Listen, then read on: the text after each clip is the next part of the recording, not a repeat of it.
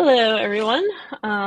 Welcome to the January 2026 community call for Pyroscope. It's kind of crazy that it's already a whole new year. I guess we in can still say Happy New Year. Yeah, and I figured this was still relevant. There's still snow around in some places, but it's just crazy how time goes by so fast. Like at the end of the month, I'll been here for a year already, which is a little crazy. But yeah, so hi, Happy New Year, folks. If you haven't already submitted to GrafanaCon, which is in late April in Barcelona, the CFP is still open, so go do that. But yeah, so some of you, if you've watched the show before, you have seen Christian on here. So thanks a bunch always for joining on here. And then this is Jake's first time over on here. And as usual, or if you're new to this thing, if you have any questions, please ask questions in the chat. I will find timing to interrupt them and ask as things come up. And if you can't do it for some reason, if you click on your image on the top right corner in YouTube, you may need to create a channel, and then you should be able to make any comments and ask questions. And yeah, so I'm going to let you all start.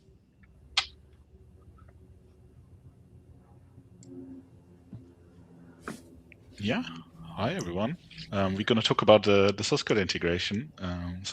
Both Jake and I have been iterating on that. I think if you maybe watch a previous recording, you might have seen an earlier version of that, but we basically want to talk about how we added some more language support to the source code integration. Yep, so today we're excited to preview the source code integration support for Python and Java, which are two of our most requested languages. For today, we'll do an overview of the source code integration in general.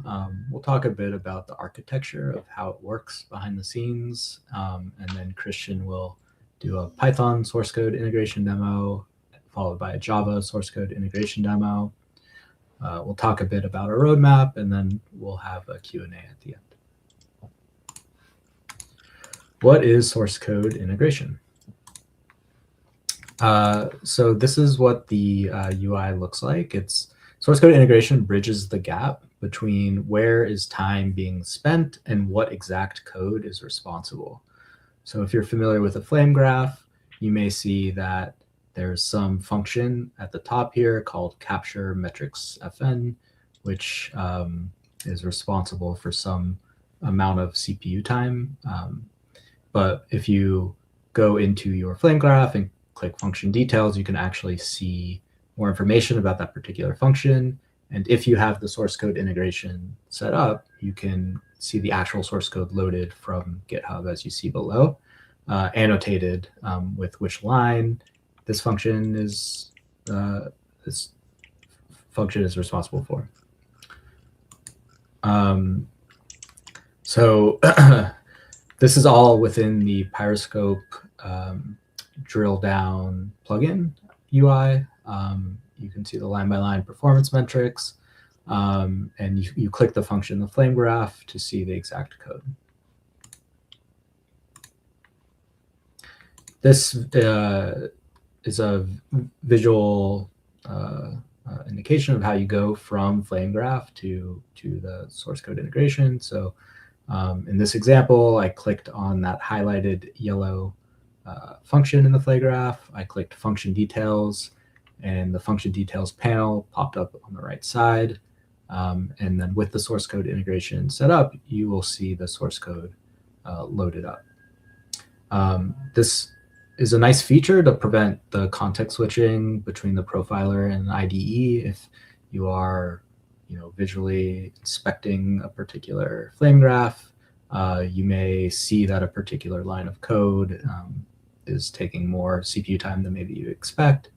And instead of hopping back and forth through the IDE, you can actually just see the source code right here. And you can even click that link view on GitHub to go to GitHub and inspect it there as well. Right now, we have full support for the Go language, but we have Python and Java support now in the V1.18 release, and they're in preview. Just a touch on what's available in OSS for Grafana Cloud. For Go support, Python, Java preview are all available in both. For OSS, there's a little manual setup required. For example, you'd have to create your own GitHub app. We have documentation on how to do this. In Grafana Cloud Profiles, it's all pre-configured by Grafana and set up for you. Similarly, with the drill down plugin, you would have to install that plugin and manage it on the OSS side, whereas it's pre-installed on the Grafana Cloud Profile side. And I just wanted to pop in, like Christian already answered this question, but that way it's helpful for folks who may be wondering later on. The question was whether it would be available in Explorer or only drill down, and Christian, well, answered it, that it's only available in the drill down app, and we currently don't have plans to bring it to Explorer, but I just figured that would be maybe useful for folks to know. Yeah, no, for sure. So I guess in general, we do like kind of keep it very minimum. In Explore, and Explore's a bit like maybe the debug view if you want to dive deep in some aspects, and I guess the drill down is more curated, and I guess both of them are OSS, and I guess if you start Grafana OSS, it should come with the drill down right away, so there should not be given you're like on a new enough Grafana version, there should be no other hindrance really to adopting drill down. Yeah, and I figured I would also just like mention that like some folks may have already used like the Go part for what was formerly called GitHub integration, which you might have noticed from some of the community calls that I sent links in for before. We are currently waiting on all the doc stuff that we are making PRs for to go through to update that to say source code integration. And at the moment, at least, you can correct me if I'm wrong, you two, it is just GitHub that is supported currently, right? Yeah, exactly. So like you basically configure like a GitHub auth, and right now we don't support something like GitLab. It could be in theory possible, but we did not get enough asks for it that being something that I guess we would focus on. But definitely let us know if this is a major blocker for you. Do you think we could support this? And we do support private GitHub repos as well, as long as you have authentication to reach them. Exactly. Yeah. And I guess like obviously the renaming was a bit with that in mind, that we maybe want to support more than just GitHub, and it was not very descriptive as a feature. So I think that's why it made a lot of sense. Yeah, so for folks watching right now, if you have something that you really want supported other than GitHub, or even if you are really glad that it is GitHub, please make a comment. And if you're watching this afterwards, please go to slack.grafana.com, so like the Grafana community Slack and the Pyroscope channel, and let us know there as well. And I'm going to stop interrupting you for a bit now. No problem. Okay, so moving on, we'll talk a bit about the architecture. It's fairly straightforward. The gist is that your application does need to tell Pyroscope which repository in like GitHub repository the code comes from. And this is done via labels. We have documentation on which labels to send. They include things like the repository and the git ref, so like the branch or the tag. And a new feature we have now is this .pyroscope.yaml, which is a config which includes a field for source code mappings, where we'll talk a bit about this, but later. But you'll be able to map function names or file paths to GitHub repos as well. So yeah, just to talk about the diagram, your application sends the profiles. The Pyroscope server has the label information from the app, or the Pyroscope YAML, and we'll call GitHub and then display the source code. This uses OAuth authentication, and then the UI shows the source code. This is an example Pyroscope YAML configuration. So here's the source code mappings fields. you can see that this is a Python mapping, which will take any file path, so function file path that is prefixed with app source, and then map it to either a local path source or the GitHub CPython repo for standard library resolution.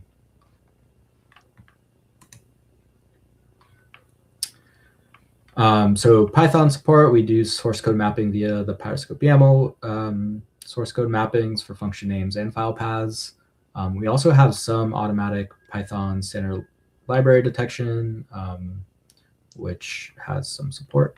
And this screenshot shows just an example of this, but Christian will go through a demo shortly. Or right now. Yeah. I'm going to pop in real quick because I'm just going to share if people want to like not exactly follow along because it is the docs before it mentions Java and Python, but just to get a better idea, since one of our lovely comments here is for the docs. Basically, yeah, this is the link for it. If you could probably also just look up Pyroscope and like GitHub integration and end up on that if you want to look into it, which not too long from now should be fully updated. And if you want to see some, at least for the docs, what has changed, this is one of the PRs that shows the stuff that got added with the Java and Python as well. So feel free to take a look at those, or just listen to Christian while he's showing all the cool stuff and look at it later. So. Yeah, we cut it a bit short with the merging of this PR. So yeah, I'm looking here at a Python profile. In this case, I'm looking at a rideshare service. So this one is profiled using the eBPF profiler, and I guess once I selected it, we can see the timeline in the flame graph. So that's pretty much the usual thing, and obviously now I based on the flame graph, I can kind of already see where the kind of big paths that consume resources are. And obviously here is not really much to choose. The kind of other paths are fairly small in comparison. And we can see everything goes here through the main run function. And then eventually, I guess, into kind of our own code. So usually most of the time, I guess it's a lot harder to change a library compared to your own code, and you might fully be aware of what your own code is doing. And so this is always kind of a pretty good starting point to figure out, I guess, where am I actually running my code. And obviously here, the function naming is somewhat okay, so you can get an idea what the functions are doing. But often there's a lot of context in, I guess, the way you comment or don't comment your source code. So I guess here you can see, yeah, basically like the path that maps the car and whether the car endpoint is mounted, basically. And then this, so we kind of are in this step here, and then when I now go one function deeper, the order car function it's also kind of pretty straightforward. So you can see no comments and one line that basically spends all the resource. And that's obviously exactly what the flame graph is telling us. And in this case, the flame graph also tells us that I guess find nearest vehicle is the next method. And here we can kind of see the code that actually uses the CPU, and that is a fairly stupid amount of spending of CPU. We mostly do this, obviously, for demo purposes. If there's no CPU, you would not see this. And here you can see kind of we're basically waiting until a potential car gets assigned to us.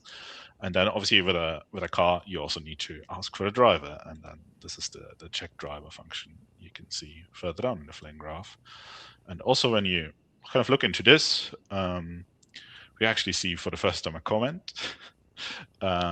So for our demo, kind of to behave slightly different in a particular region, yeah, you can find this out through the source code. Obviously, this is not your typical kind of problem you will find through this, but it kind of shows you how it brings the context into what you're kind of currently doing. And then also, like, you can kind of also go up and down the stack further. So I don't know if I want to figure out, I guess, what this step really is. In this case, I know it comes from a third-party library. Right now, this is not yet supported in Python. But I think I can try to find a standard library so you can see how I'm not the most familiar with Python.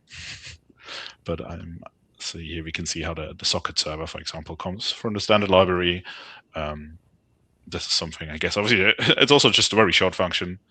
But I guess you can see how I guess the space server handles it forever, serve forever, and then I guess goes into the kind of, I don't know, different steps of an HTTP server. Obviously, in this case, the flame graph doesn't really tell us to look there because we can see how it basically consumes no resources in those paths.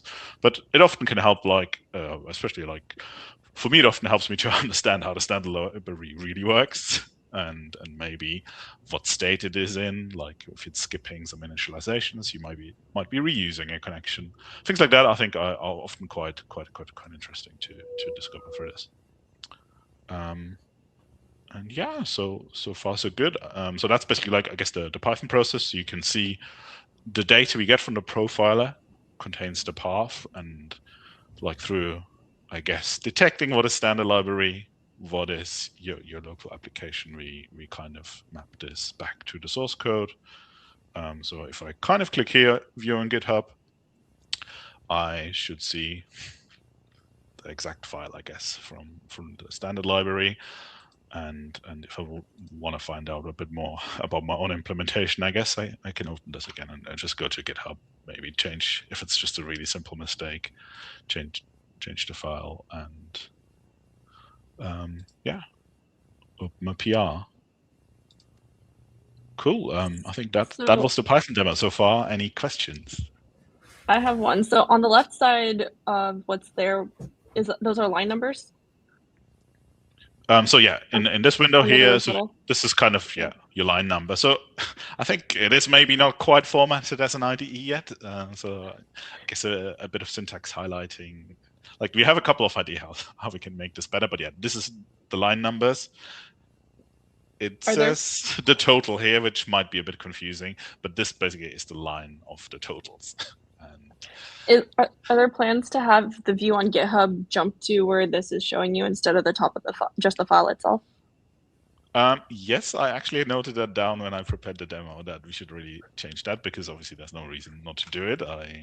Obviously, like with a 30-line document, it is possible to find it quickly, but no, I totally hit that. I'm going to have a demo on Java later where the files are a bit longer. So, but this is definitely a quite useful thing. So yeah, Tiffany, PRs are welcome, but I also will try to get one in for this. I mean, I wouldn't mind being able to actually contribute something small. But yeah, also the demo that you're showing right now, is that the exact same rideshare that's in the docs for the tutorial? Yeah, so that is kind of our default use case for demoing. So yeah, short answers, yeah. So I'm using the Flask demo here. I guess it doesn't really matter. Like right now, we don't really have a good preset instructions that works with source code integration. Has a bit to do how we need the OAuth credentials for GitHub, but I do think this is something I think that we can maybe improve on as well. But yeah, basically, yes, it's the rideshare applications. To your question.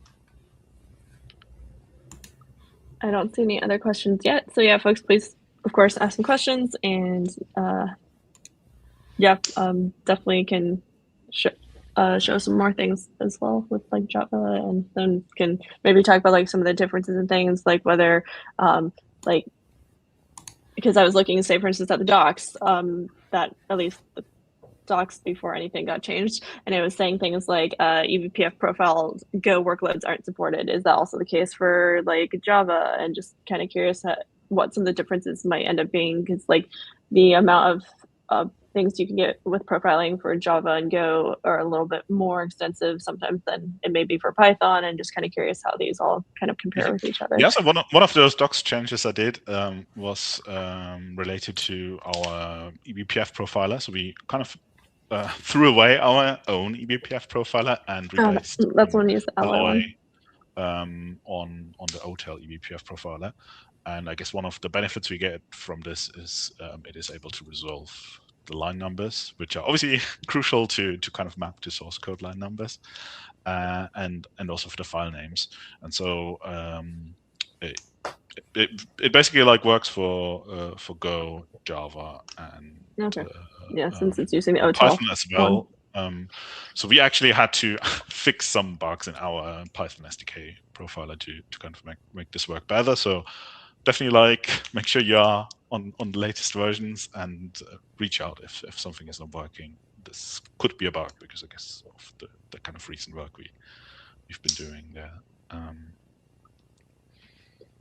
And conveniently enough, one of the links that I sent earlier for the community call is actually, which is this one here. This is super long. I'm sorry, because I grabbed it from the playlist. I can grab the actual one, but now it's both the new eBPF profiler that's an Alloy and talking about source code integration updates. So it's kind of like a nice little combo. It kind of brings it all together, yeah. So like it always takes a bit of to really make sure everything is working, and obviously like maybe a new Python version might change everything again. Yeah, no, definitely let us know. Like we definitely like are interested to get this working. And then there's some comments. So very nice, planning to use it when Alloy Pyroscope enriched components gets released. Yeah, so that should be pretty soon, actually. Like I think the next release candidate is probably 2nd of February for 1.13, and that should include it. And yeah, I think there's also a question about the plans for JavaScript. I'm actually not too sure right now without giving it a try.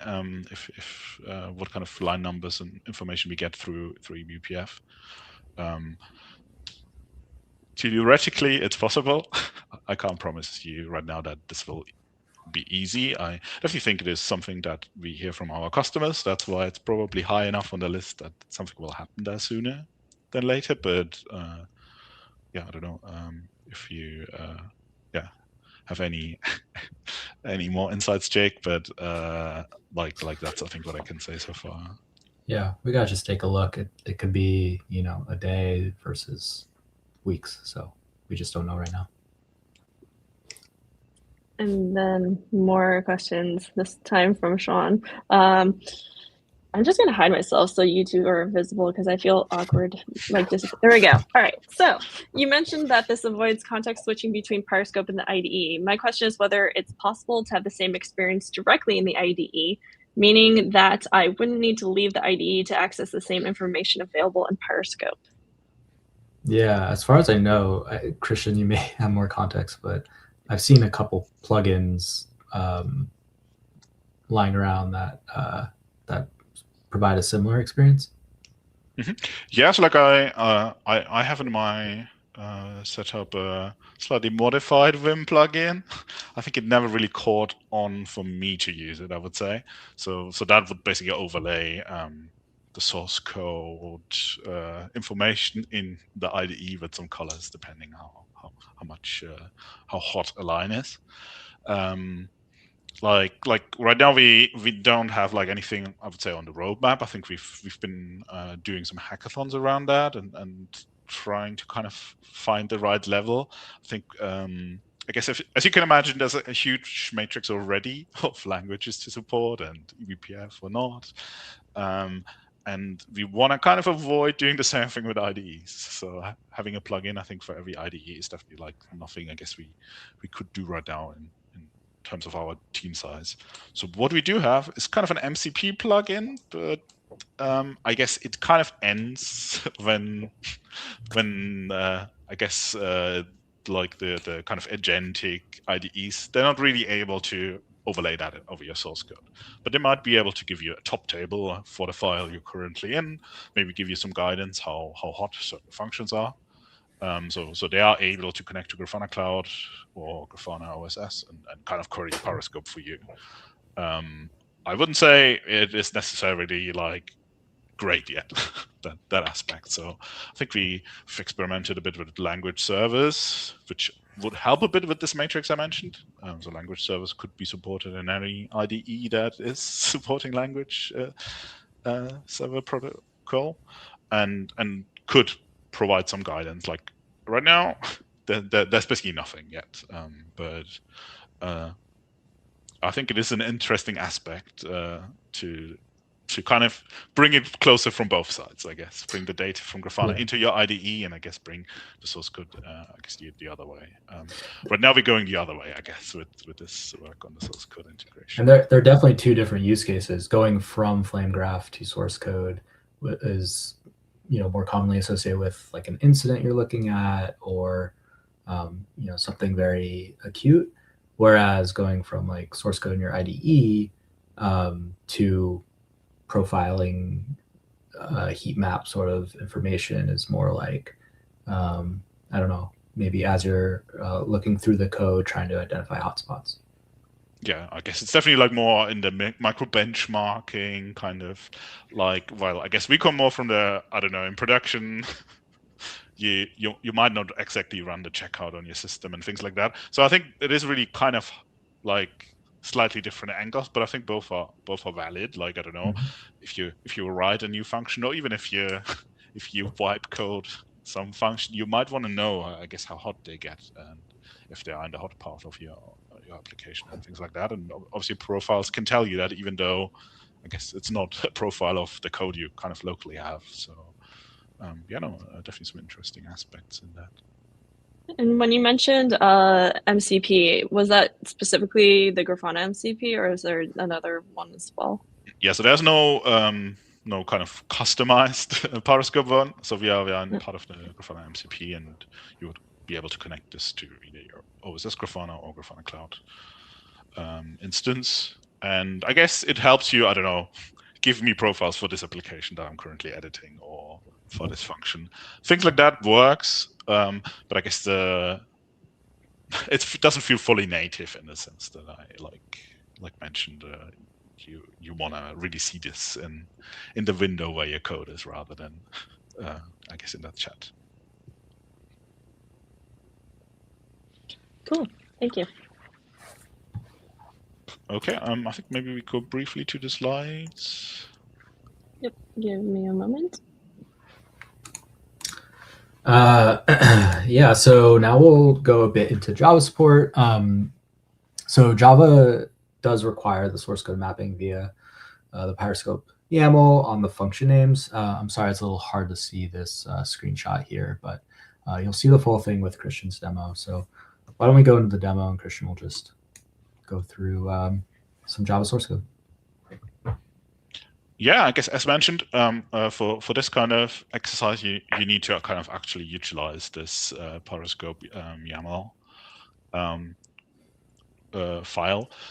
The kind of idea being basically like the profiling we use is the async profiler, and I think maybe some people know more about Java than me, but yeah, through the way that the JVM kind of gets compiled first, I guess, for the VM. I don't necessarily think the information is easily available, which particular address came from which file path on the build system. Might be wrong, but it's definitely not available through the way, I guess, we profile and in the JFR format. And therefore, we need to find a different way of getting back to the actual source code file that I guess we provide. So I think in this application, I'm actually using the OTel demo, where there is a microservices of different languages kind of shop, where in this particular example we look at the add service. So you can see it is a bit more Java style, so like slightly longer names and deeper flame graphs. And basically the project itself is called Old Tail Demo. So I basically like I actually like wasn't showing the full flame graph, and so I'm now looking for Old Tail Demo to actually find the kind of business logic here. And I guess here we can kind of see where the kind of code gets activated. So I'm briefly focusing it. So that was the view how I started here. And I guess here we can see how, I guess, all the functions that get called, they have that full namespace of the kind of package path. And our add service kind of starts by having a function called getAdd. So I guess we kind of have some idea how that or what that does. And then let me maybe just scroll a bit over. So I guess these are the line numbers, and I'm just scrolling a bit more into the code. I guess it's slightly too wide, I guess. And so basically, like, yeah, the ad service obviously helps like shipping ads and kind of like the delivering that targeting. That's at least what it's kind of doing here. Basically, we can do the same thing. We can kind of click view GitHub, and then obviously in this case it would be really handy to append the line number because it is a bit longer. And obviously I can also just search like some other thing that is not particularly helpful is we don't show that comment before because for slightly other reasons we don't really know where the function starts. So yeah, there's definitely like a lot of room for improvement. So but yeah, so you can kind of see how we kind of got to the code. Now I guess I want to maybe like slightly go further down, so you can see a lot happens kind of around open feature library, and I'm assuming like a lot of feature flags are in place here to determine what apps should be seen. And so you can actually kind of follow along quite nicely how this library is figuring out what features should be available for that particular request. And like I probably am not sharing the right tab. Yeah, I'm sorry about I was this. just about to comment. I'm like, this doesn't seem right. So basically, like, where was I? I was here in the get ads function. I basically like to kind of go a bit further down and look at the open feature client here, and kind of basically wanted to follow how this Boolean gets built. And so you can see and follow along the kind of source code how the feature client, I guess, comes up with the config.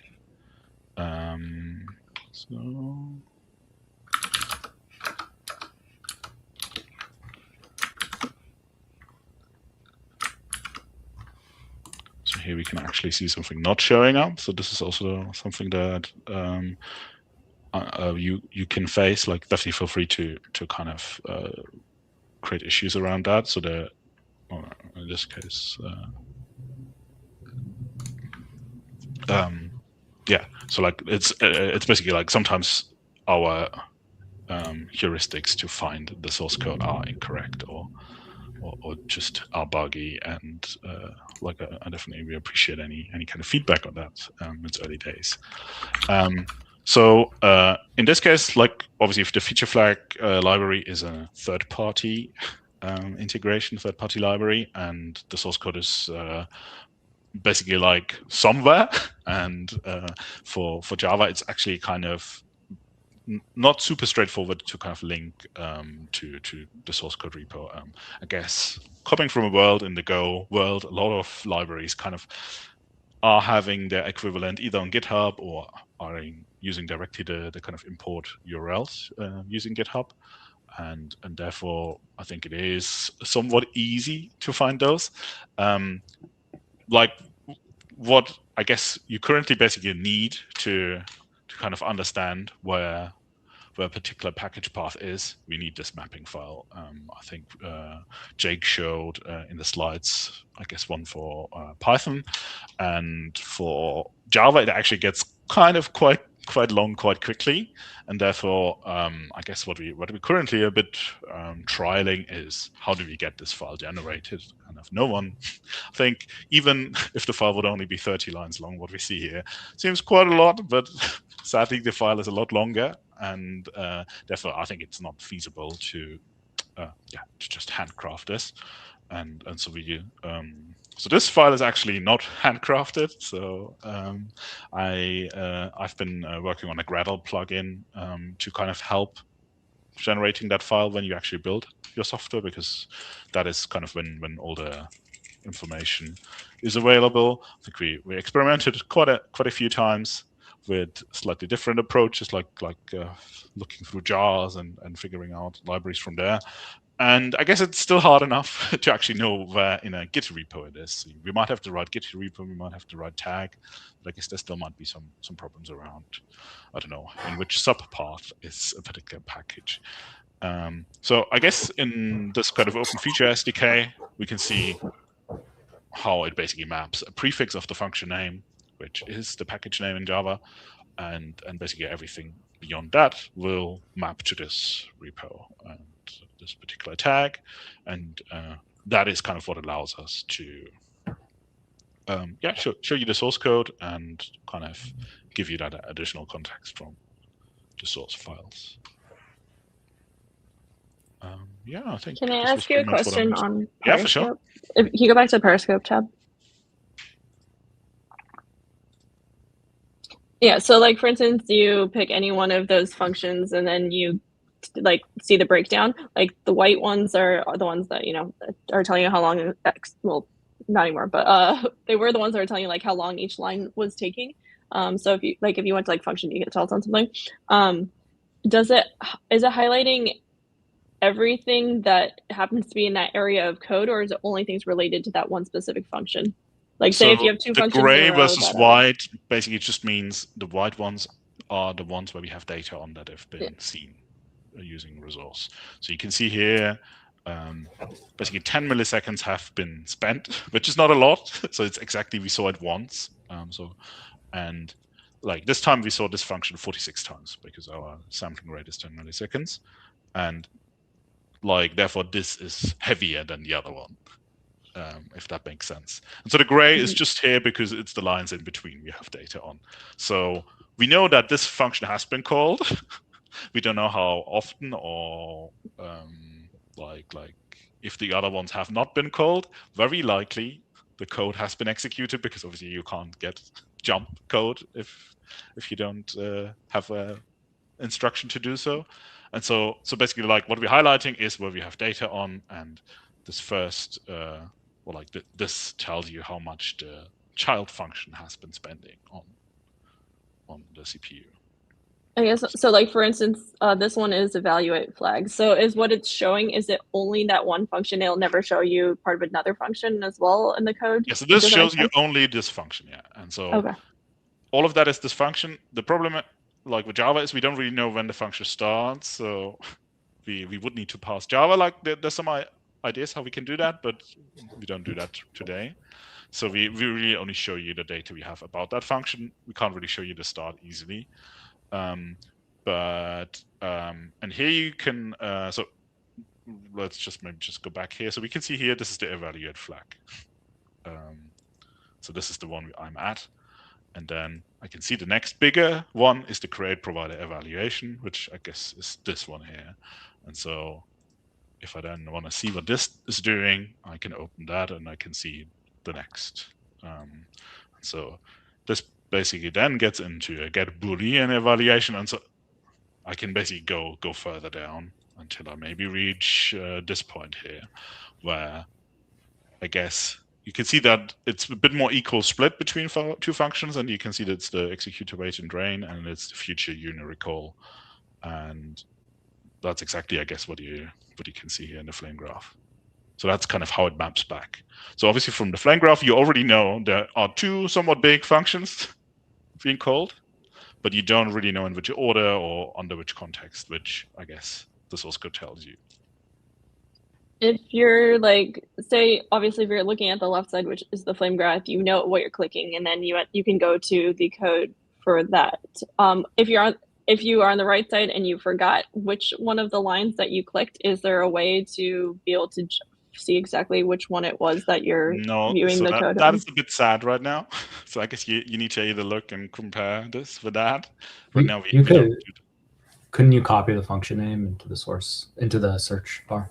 Yeah, no. Yeah, but then you'd lose everything else, though, right? No, not necessarily. Like that, it will be kind of hard. Look, what we really should do is do something like this automatic. Yeah. So if you forgot where you are, this kind of brings you back. Obviously, you also saw I did focus block, so I'm kind of exactly highlight or zoomed in at this point. But I guess if I now click the next one, I obviously need to do the same thing again to make it appear as the highlighted one. So, like, we're not saying we're done with this experience. Yeah.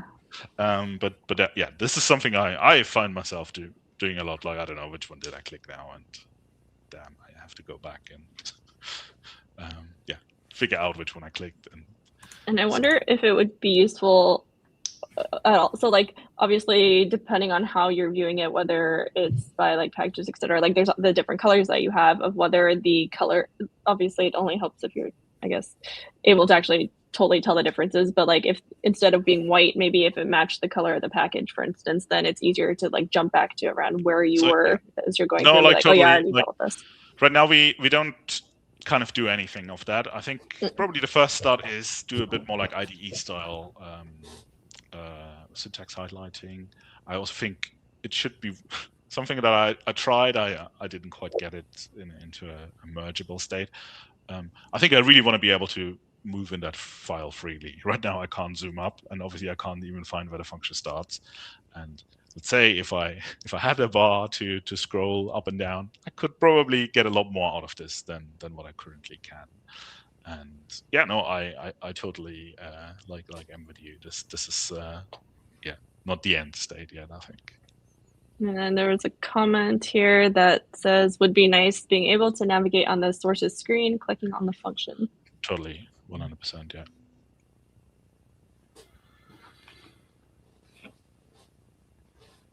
This is still quite cool, though.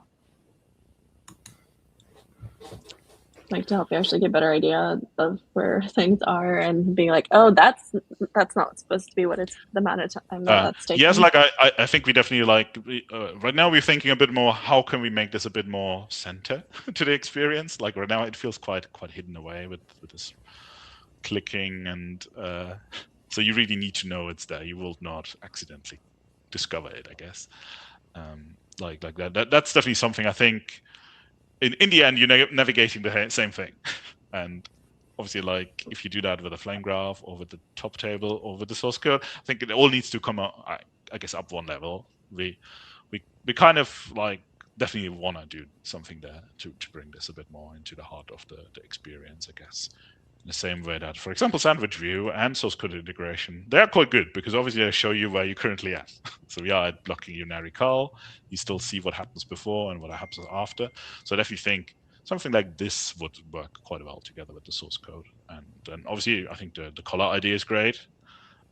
Like in the same way the clickable idea is great. Yeah, I definitely think we have something, but we don't have the end state for sure. Yeah, like, do you think it makes the most sense to just try continually making it so that it's more IDE like in here, or maybe if there would be some sort of way to have something running in like VS Code or Cursor or something like that would be able to you'd be able to connect the two. Yes, like I think way. obviously the nice aspect here is everyone can kind of open it. Like once you need to do the local IDE, I think you kind of lose a lot of people that are not having the source code locally, that maybe don't have the right IDE set up. So I definitely think I would probably go more like I don't know, click a button and then you have some kind of agent, like obviously Grafana assistant can probably already understand where you are and maybe create a PR. But I definitely think this might be a bit the kind of like, I don't know, going somewhere where you then can do something more with the source code. Yeah, because like, yeah, you'd have to have someone have installed, or like it has to be specific. Like right now, you're supporting GitHub, so if someone did it in code spaces, then they'd have VS Code. But it's just all this very specific stuff. But yeah, so like I do think the plugin model maybe in the code spaces or the one for GitHub, I think is a bit more limited than all the VS Code plugins. Otherwise, I think it could be a quite common, I guess, way of doing things. Yeah, so like I do think with like what we said earlier, probably coming from both ways, and there might not be a meeting in the middle. I think is what I feel, but yeah, I think maybe there's something that we can't really haven't thought of yet. Obviously, like having it be more and more helpful as it continually has been getting in Pyroscope itself is super useful, but Pyroscope wasn't created to be an IDE. So then there's a certain point where it's like, okay, now you're just building an entirely different thing. Yeah, as well. And yeah, like I think like we would struggle, I guess, to compete with, I guess, the VS Codes. Or I definitely think I guess being part of that like platform, I think could be quite good. And like I don't know, like there's obviously there's ways with the language server, I guess that could be a good way of integrating. But yeah, I think it's too early. I think we have a few ideas, but I think nothing is really proven or like has stuck when we kind of played with it. And shall I pop the slides back on it, or are you still having? No, I think if you have no other questions, then we can go back. I don't at the very moment. I will continue thinking, and if other folks are watching and have more questions or comments, please pop them in the chat. All right, thank you, Christian, for that demo. So let's talk a bit about what's next. So we want to gather feedback from preview users, anyone using the integration and run into issues or they have positive experiences. We just want to know what's working and what's not working. We want to improve automatic detection for more environments. You saw we were able to resolve the standard library for Python. It would be great if we could automatically resolve third-party libraries in Python, as well as other languages and environments. We want support for more languages, better documentation and examples, and improved UI integration. You heard some ideas earlier in this webinar, but we also have some exciting ideas for how to make the UI easier to use and also make the integration a little more lenient to any errors with your Pyroscope YAML or configuration. So that was all we had. Thanks for participating. I don't know if Tiffany, you want to add anything? I will mention, since Christian informed me, that at least for our docs that are going to be the next docs, which aren't the current ones, but at the very least, they are available on the website now. So that is a start. And there's also a PR in there to change the naming from GitHub integration to source code integration. So that should also end up being there, and then also updates on cloud as well. So just more things there. And then, so right now, like if someone wanted to, like, is all of this stuff, or most of it, I guess, because there's obviously things specific for cloud that get like done for you. But like if someone wanted to contribute to the source code integration, would they just go to the Pyroscope GitHub, or how's that work exactly? Yeah, I think this is definitely the starting point, I guess. Like obviously, if it's more the UI ideas, you would be in profiles drill down. If I guess it's a new language that maybe doesn't support things like, I don't know, line numbers, then you would have to go to the underlying profiler. It could be the eBPF profiler. It could be, I guess, our profiling SDKs. So usually it needs to, like all those three, I guess, could have some limitations. And yeah, I think the best way to kind of get our attention is probably starting with an issue in Grafana/Pyroscope, and then I guess we can kind of assess where the limits are. And I guess obviously if you already have something working and then have some fixed, then I think it might make sense. Just go directly to drill down and like if you struggle to get attention from us, definitely reach out on Slack to get a review, or if you're pre-PR, we can also help out there. So.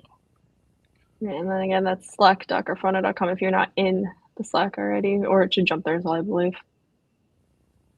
But yeah, thank you for going through all of this stuff. And then I have so like, is there, so before, like obviously with the previous profiler, like there was different languages had different type of limitations. Is there much of that with the source code integration now using with the Alloy having the newer eBPF profiler in there? Like, is there more benefit for source code integration for Java versus Go versus, I mean, yeah, Java versus Go versus Python, or is it relatively similar?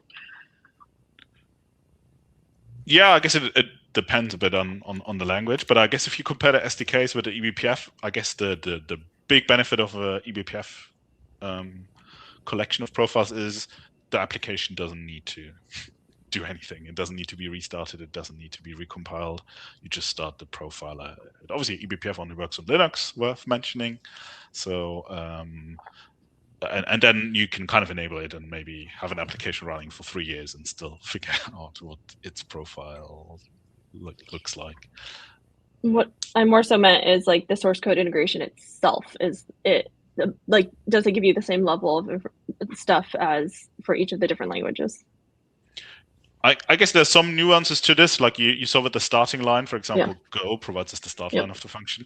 In the other language, we would need to pass the source code to figure that out. Not impossible, but I guess like those are kind of, I guess, the details. Like there could always be some, like there's some kind of reliance a bit on how you build.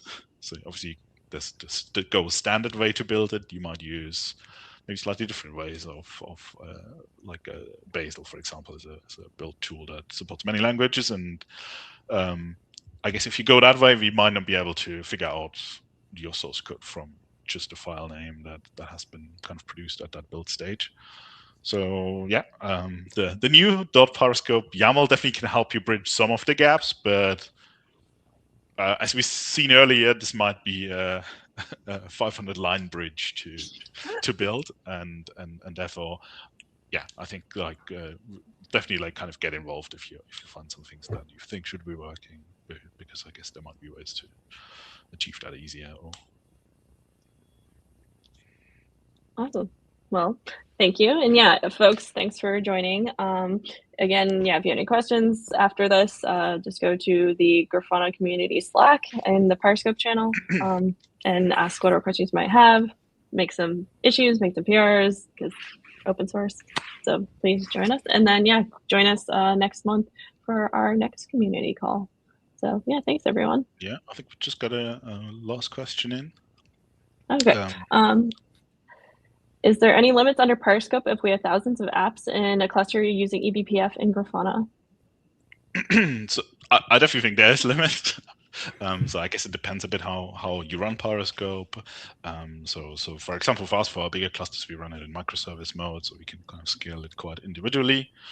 That said, like I think I wouldn't worry so much about thousands of apps, maybe 100,000, 10,000, somewhere between there is I think where you, like, I don't know, you need to be a bit more kind of scaling it right. And I definitely think what you can always do is you can kind of reduce the frequency of profiles.